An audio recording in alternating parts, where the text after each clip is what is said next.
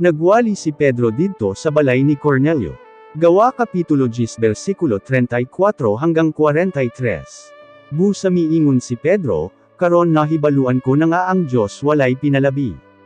Kon ang tao may kahadlok sa Diyos ug matarong ang iyang binuhatan, bisan diin pa siya nga nasud maggikan dawaton siya sa Diyos.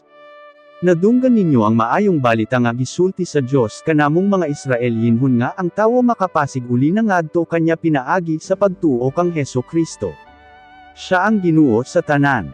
Nahibaluan usab ninyo ang mga nahitabo sa tibuok probinsya sa Judea mahitungod kang Hesus nga taga Nazaret. Dili ba nagsugod kini sa Galilea human sa pagwali ni Juan mahitungod sa pagpabautismo? Gihatagan sa Dios si Hesus sa Espiritu Santo ug gahom.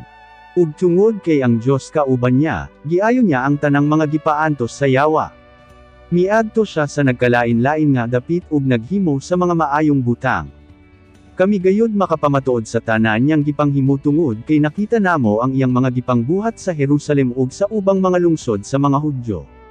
Gipatay siya sa mga Hudyo pinaagi sa paglansang kanya sa krus. Apan gibanhaw siya sa Dios sa ikatulo ka adlaw ug gipakita kanamo nga siya buhi.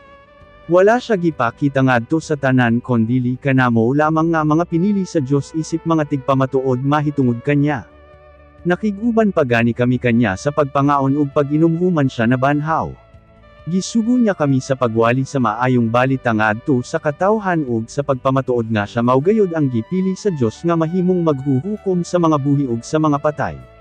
Si Hesukristo maoy giingon sa tanang mga propeta nga ang tanang mutuo kanya pasayloon sa ilang mga sala pinaagi sa iyang ngalan.